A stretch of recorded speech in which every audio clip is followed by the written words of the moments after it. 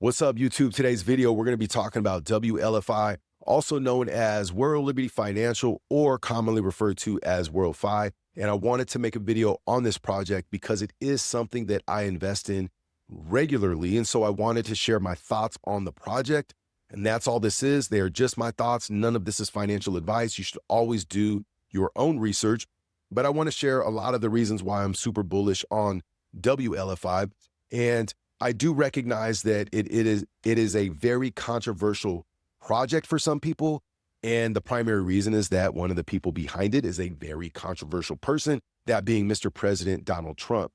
And one of the arguments that I hear is that they try and lump in WLFI with his meme coin projects. And I think that's a very short-sighted way to look at it because they're just two completely different things that had two completely different objectives. I get it. The meme coin thing, they were trying to make some major money. WLFI, they're trying to make some major money, but they're doing it in a different way.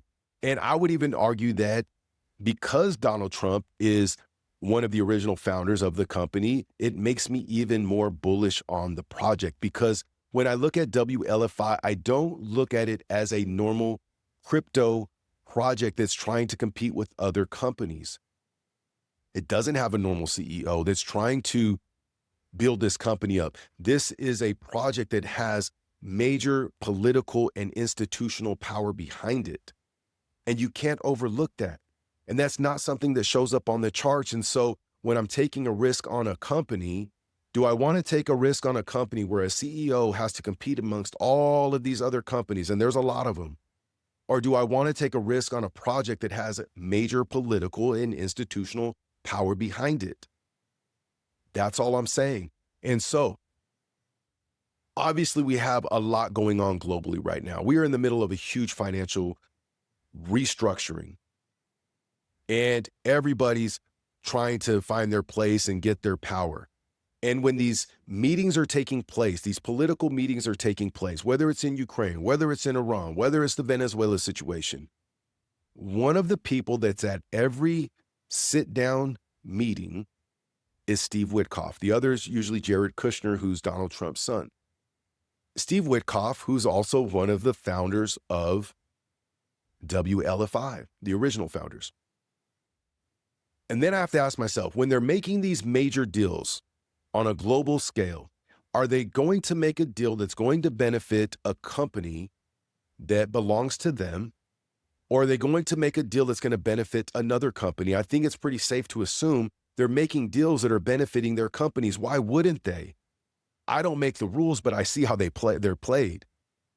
Now, the other thing with this project is that I recognize that they're building a huge financial ecosystem. And the primary way they're doing this is through the utility of USD1. And again, when we're talking about at the global scale in some of these meetings, do you not think that USD1 is at every single conversation, that the utility of USD1 is probably one of the leverage components?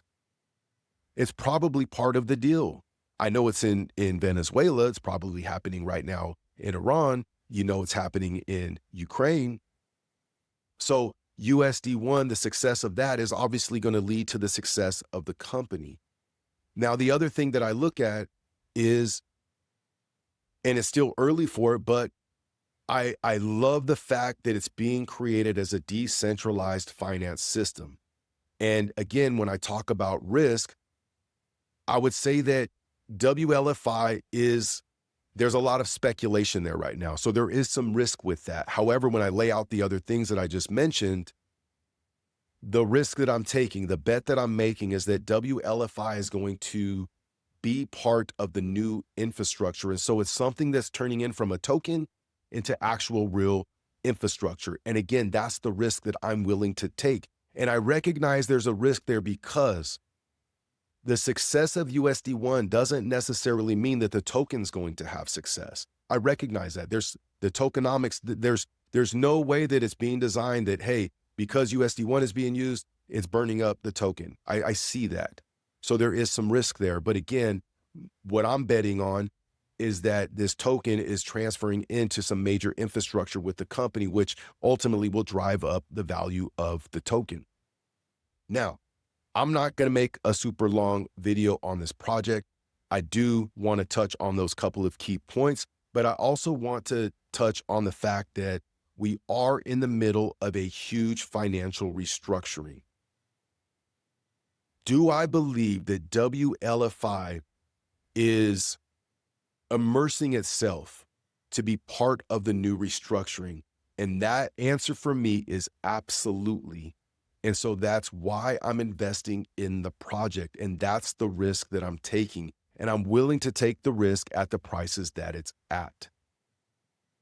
That's all I got for this video. Let me know your thoughts in the comments. Are you a WLFI guy? Are you all the way out? Are you all the way in?